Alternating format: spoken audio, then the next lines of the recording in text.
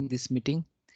Today, I'm going to talk about my virtual book lunch, and whoever is joined for this session, thank you so much for your time. And I'll try to share some of the learning or the challenges while building this book. And some of the wow moment which I have come across when I actually interacted with many team members to create this book. And it is a long journey for last 1 decade. I would say I was actually collecting the materials to build this book, and many wow moment I have seen while formulating this book.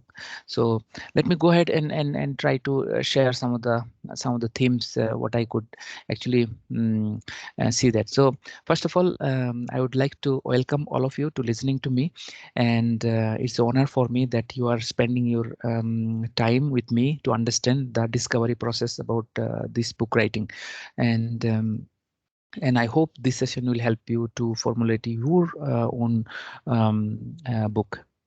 So something to look upon is one thing I have clearly observed, that the curiosity is one of the main driver for actually for us to really hunt for something more, hunt for something different. And the questioning skill, and then constantly asking why and constantly find the answer of this thing is actually which is really helping me to formulate this book in a faster time scale. And the childlike curiosity is one of the essential element. What I have seen, most of the team members, whoever have such kind of mindset, they are actually able to solve those problem in much more better way. So this is one of the great traits I have seen, like for a high performance team, when you have such type of team members who have always curious, who are always trying to find the answer behind every challenges, and do whatever is needed to really find or fetch those information. So curiosity is one of the vital element through which actually all of us are actually pushing our barrier, pushing our actually next level capability. And this is something really helping all the team members. And this is my fourth book, and this book is all about like what it takes to really build a better team, what are the various challenges or a high performance team goes through, and what are the different elements to be looked upon. So that's why I have spent significant amount of time to really research on this book, and worked with many great teams. And some of the wow thing I have tried to find and really note it down and capture it and shared with all the people so that they can refer it. And I'm sure this book is going to help many team members to understand what it takes to build a better team, and what are the things they can watch out, or what are the things they can really avoid. Because this book has many case studies, this book has many mind maps, this book has many checklist which I have personally used it for my own benefit. So now it is into the public, which anybody can use it. Now, sharing it back, um, um, the organizations are the playing field. The organizations are the laboratory where all of us are actually experimenting. And it is the through experiment we are also getting the wow effect. And it is through experiment we are actually getting the insight of the unknowns, or the bottom part of the iceberg. So fortunately, I could able to really work with many large program, like starting with Honeywell, and then GE Medical System, and then ABB Industrial Automation segment. So I have worked with many great leaders, many great team members for this large program, and many things I have noted, many things I have observed, what it takes to create such a large team. And what are some of the elements which you need to really take care? What are some of the elements which you should avoid? For last 6 years, I have been working as a transformation change, and starting with society generally, and then Shell and Samsung and H&M. Now, all these roles, whatever I have learned from my product development experience, in the new role, I am able to help my team members to really understand their world, because I have played that role personally, and a different proposal I am making to really experiment different way, because things has evolved, things has changed. So constant experiment is the only way what I am seeing, which is actually helping us to become better. Uh, so as I was telling, like organizations are the laboratory. So how much we are using this laboratory, and what are the opportunities we have to really flexibly use this platform. Like if you think about a laboratory where you have a different molecules, if you have a different composition, and you are actually mixing and matching them to bring out something new observation. So same way, like as an agile coach or as a whatever role you are playing, how much opportunity you are having today to really implement some of the new things in your platform or in your laboratory. So the more and more we get this opportunity, higher organizations are allowing people to really experiment and do something differently to ensure that we are continuously evolving and learning something new, the better it will be. So it's one of the vital part of every organizations, like um, what are different things we are trying and what are our key takeaways. And similarly, in my guidebook, I try to capture all my learnings and experiments and really put it forward. So that's what something it's at least working with me. Whenever I'm seeing this, uh, how far we are from this reality, like when we are thinking like we are working with the machine, and how can we complement the skills, and because very soon, of course, through automation we'll be able to really do a lot of complex assignment, and automation is the way forward. But then what human beings can do, we as individuals, what can we do differently to ensure that we stay relevant? What are the elements we need to constantly sharpen, through which you can actually polish it, push it to the next level? So these are some of the questions in the current digital world every leaders are asking, every team members are asking. And because of these rapid changes in the technology platform, this kind of skills and competency are actually more essential in way forward in upcoming days. This human interaction skill or human centric exercise, all this has become more vital nowadays, and this is something need to be looked upon. This is something need to be think about it. So all of us into this digital world are always dealing with the complexity, because complexity is the way forward. There is no escape from it. More and more we are advancing into the digital transformation. Nobody knows how these things will come out. Nobody can for sure predict that, okay, this technology will bring this much revenue. So all of us are in experimental path of the because of the changing nature, because of the ambiguous or complexity dimension, because things are emergent, and as and when we are emerging and new elements comes out, and that's how we are moving ahead. So all of us has to be comfortable now with the ambiguity, and that's what the way forward. In our coaching, we also constantly talk about this part, like what are we doing to ensure that our mindset is adapted into this complex system.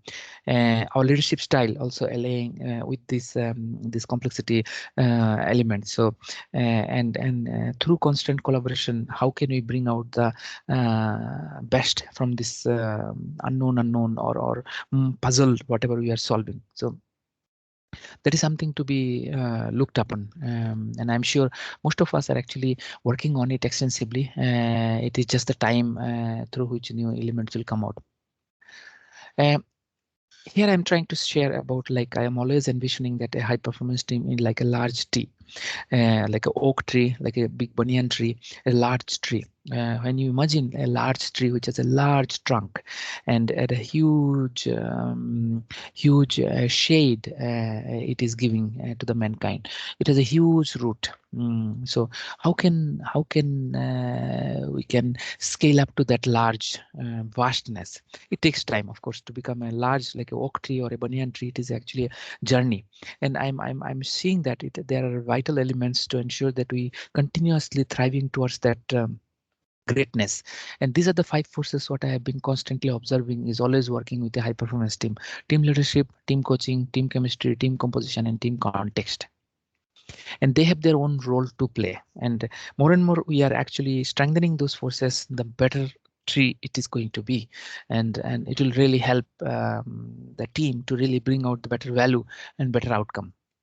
In a subsequent slide, I am going to talk more about these five forces and how these 5% are tightly connected together. Whenever you look into this picture, what comes to our mind? What do you think some of the specialty about this team? How about their team chemistry? How about their team composition? How about their team leadership? How about their team coaching? Whenever you think about this fighter aircraft, which is actually performing, how about this Navy SEAL, which is actually operation under operation, some of the critical assignment? How about this gymnastic team? So I'm sure you might be knowing about this, but like it takes a lot of practice to reach this state. Like this level of performance is flawless, where every team members are actually exhibiting the highest level of performance, and their team binding, team chemistry, team leadership is at the best. And they have reached to this state by after practicing a lot of time, like and someone is constantly coach them, train them, and then and some of the best leadership has been um, undertaking their development. So otherwise this kind of performance is immense. If you look at this skill horizon, which is actually evolving, and World Economic Survey or World Economic Forum constantly bring out this, the vital skills is essential for upcoming years to come. You'll be seeing this, of course, the digital technology is pushing a lot of engineering practices, a lot of technological skills, a lot of digital skill. But what are the elements which is actually helping the team to really apply this engineering knowledge? It is the soft skill. It is the soft element which is actually helping this binding together, because that's what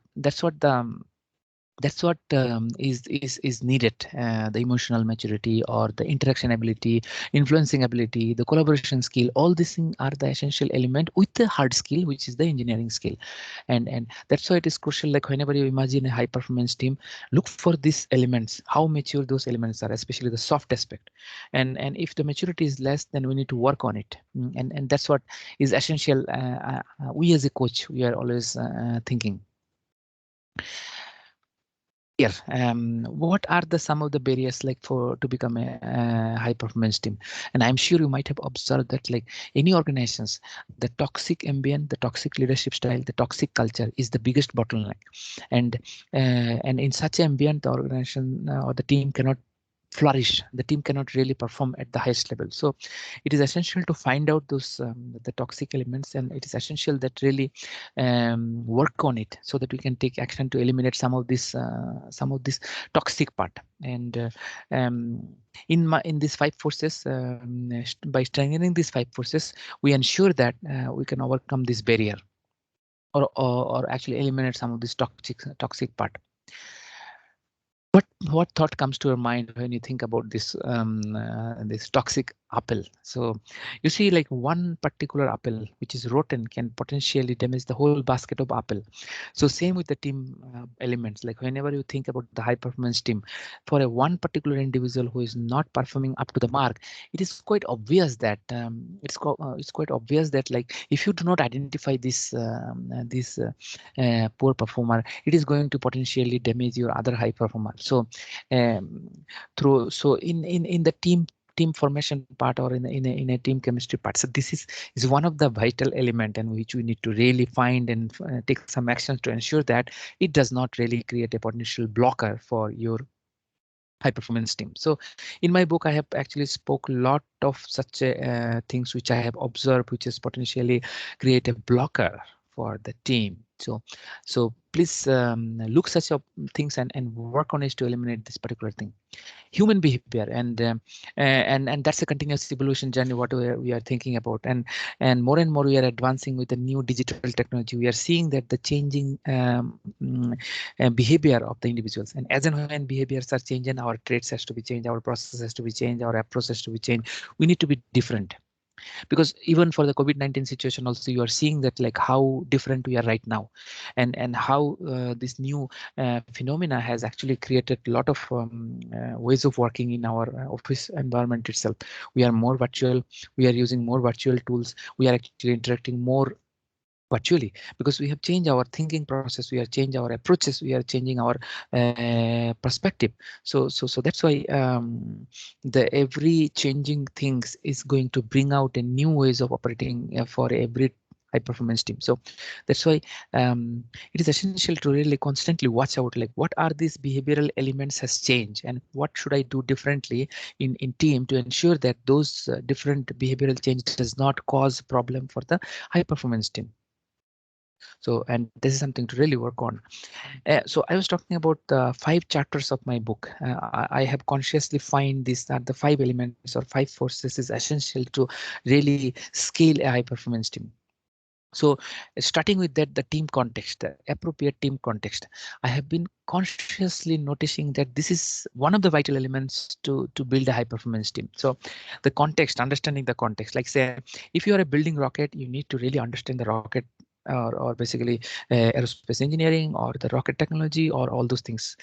Say if you're working on a healthcare system, what it worked in a aerospace system will not work in a healthcare system, and similar things it will not work in a um, in a retail space, because the context has changed and the dynamics of this context is completely different. So that's why it is very much essential to understand like what context is all about, and all our cultural dimension, all our country culture, every element is connected to the team context. So the more we understand this team context, better it will be.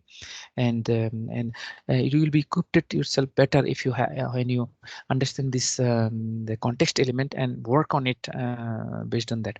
The second element is the team coaching. The team coaching is the vital part, like where every team members is constantly getting guidance, support, mentorship from some of the team members. So we call it as a coach.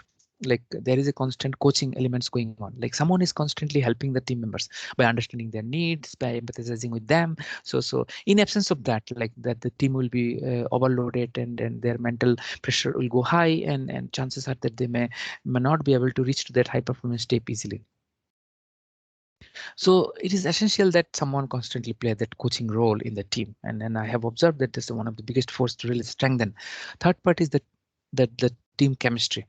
The chemistry is the element which binds the team together. It is the chemistry which because of which you come to office, it energizes you to come to office. So and it encourages the people to be part to the team, because someone is constantly really creating a space for the people. Like there's a happiness in the team, there is a constant energy at the team, there is a constant learning at the team. So the chemistry is a kind of a glue. It is like a carbon bond which makes a diamond, and the more stronger that glue is, more better it will be. So the chemistry play a very vital role. Fourth part is actually the appropriate team composition. So the right people, right time at the right moment is one of the essential part, and we need to constantly find that like what are this right fitment, like what are those because in absence of that, some of the other team member will be overloaded, some of the other team members will be actually taking some most of the loads. So the skills and competency required for the team is one of the essential part. Like we need to really constantly find those elements, like what are our skill set, and where are our gaps, and who is working for to bridge those gaps. If I'm building a rocket, I need a lot of rocket engineers and those kind of aerospace engineer who can help us. And if say if I'm working for IPL match, I need a bowler and good bowler. I need a spinner. I need a first pace bowler. I need a batsman. I need a wicket keeper. All those composition has to be rightly fit to really win the match. So the team composition is a constantly observing element. And then the last one, the fifth one, is the effective team leadership. Leadership is the force which actually drives the team towards a common mission. The leadership is the force which actually inspire the people for the bigger cause. It's the motivation element which actually constantly pulling the people to that common direction, basically building a shared purpose. So leadership element has to be constantly be strengthened. So that's what we need to do to ensure that. So this is one of the extraction from my book, like 543 page number 543 is talking about the team coaching strategy. All this all these forces need the focus as a drive, and each chapter I have talked about like some of the findings, some of the challenges that I have seen. So coaching strategy, someone has to really find a strategy for the team to be coached, and this coaching strategy has to be constantly evolving strategy, and all the vital elements for a strategy has to be looked upon. So That's why team coaching strategy play a significant role when you start building high performance team. Like, so some coach has to be constantly look into it. Another extraction from my book, a 62 number page, talks about the Pygmalion effect, and I have constantly observed and convinced that this is one of the powerful part, like where helps the team to really reach to that high performance team, because it's the Pygmalion effect is all about like what do you think about it, and it will become a reality. If you think you are a king over a period of time, your constantly behavior, your action will take you to the king. So like this way, every team have their, if they set the goal at the highest level, they will constantly strive to reach there. So that's why when we coach the team, or when we or especially from the leadership type, when you constantly inspire or set the goal or set a stress goal which can actually elevate a team to a level of performance, it will become their second nature. So this element is one of the vital. Um, okay, so what about this Apollo 13 mission? So I have watched this movie several times, and I would like to really share this story again and again. Um, Whenever you think about these five forces which I talk about, which I actually highlight about, every elements you will be able to see the footprint of this in this movie. And I'm sure you know this, like this Apollo 13 mission has to abort because of one of the accident happened into that one of one of the oxygen gas chamber has blown, and because of that all these three crew has to bring back, and the kind of massive work this team has done from this control room, like they have literally bring out many things dynamically and ensure that these three crew return back alive, and they've exhibited highest level of team chemistry, team leadership, right composition, and then right level of coaching. Every moment you will be able to see these five forces which has helped this team to really be successful. Uh, is actually one of the vital part, and it's a evolution, it's a journey. Whenever you start a coaching for a particular team, it's actually basically a spectrum. Like sometime initial state, based on the maturity of the team members, you need to tell a lot of things, you need to train a team members, but over a period of time, if the team members are able to really catch up all those things, it become natural. So you just need to really inspire them. You don't have to tell them, you need to just ask some of the vital questions which actually force them to really think different. So that's the spectrum which you would like to do. Another wonderful movie I would like to share actually is 300, and I also really admire whenever I watch this movie. And again, all the five forces whatever I have shared in the high performance book, you will be able to see the elements in this movie, like the team leadership. And just to tell you that, like a 300 Spartan army fought with the Persian army, and that's the story in history. But in the movie, the way that it has been exhibited, the kind of leadership has been exhibited, the kind of team chemistry has been exhibited, the kind of team composition they have built it compared to the Persian army with the Spartan army, the kind of team contest has been analyzed, is the wonderful thing. Like every moment you will be able to see that yes, this is the element which is needed to build a really high performance team. Whenever you start to coach for a particular team, it always starts with assessment, where you are and where you would like to be. So the team assessment is one of the vital part, where we actually see from the multidimensional lenses, like what are the things we should do, like what are the aspects we need to focus on. Like that's one of the coaching traits or coaching log, and based on that finding, we need to progress, and we need to see that, like what are the elements need to be taken care. COVID-19, this is one of the biggest movement. Like last year, most of my family member has infected because of COVID-19, and my wife has to spend 10 days in the hospital, so I could able to get the opportunity to really see the teamwork, like how this team really help at the crisis time, because it was a really crisis time last year, and how the senior doctors, the nurse, the staff members actually go beyond the defined boundary and help many patients to really survive. And I could able to see all those five traits: the team chemistry, team composition, team leadership, team coaching. Every moment they were able to really demonstrate those, and we could able to see the real changes, how this high performance team like really help many mankind, people to really overcome this corona pandemic. Uh, this is something to talked about. Um, it's one of the model Mihail actually talked about the flow state, and he was actually researching on a happiness part, like why some people are happy and why some people are not so happy. So he observed that like if we can push some people into this flow state, then that is the state where everybody will be happy. So in the same team composition, if we have a right level of engagement in the team, if we have engaged the team at the right maturity level, at the right skill and competency level, then they will be able to really in the flow state. And this is a state where everybody would like to be. So a high performance team demonstrate high performance abilities when they've been rightly challenged at the right level of skills has been exercised, and it is the leaders or the coaches and of course with the help of the team members, they elevate themselves into this flow state, and faster you state, or most of the time if you stay in this state, it's better for the team to exhibit that high performance traits. So this is something when you coach, it's something to looked upon.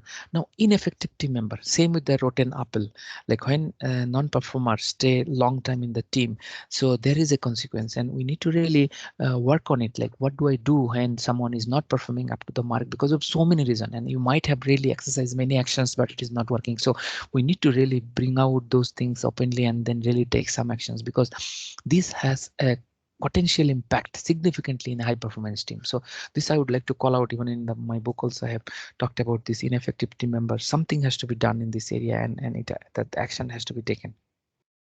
Everybody wants to be part of this winning team, and because I also would like to be in a team like where I am learning, I am growing, I am getting exposure, I am happy, I could able to really exercise my skills and competency. So this is a wow moment for every team member. So let us all build that team and find that team, work for that team, and really do whatever is needed to reach to that team, because that's what you'll feel more satisfaction. Some of the great coaches I have admired, like many coaches, and that's why I have become a agile coach, and I have been really inspired, getting inspired by those coaches. Some of them are executive coaches, some of them are CEO coaches, some of them are um, the cricket coaches, basketball coaches, many, but all of them, the main goal is actually elevate the team members to exhibit their best talent, help them, groom them, mentor them, mold them so that they start building that high performance team. So we all as a coach would like to really elevate ourselves into that state. So we would like to be aspire to be like them.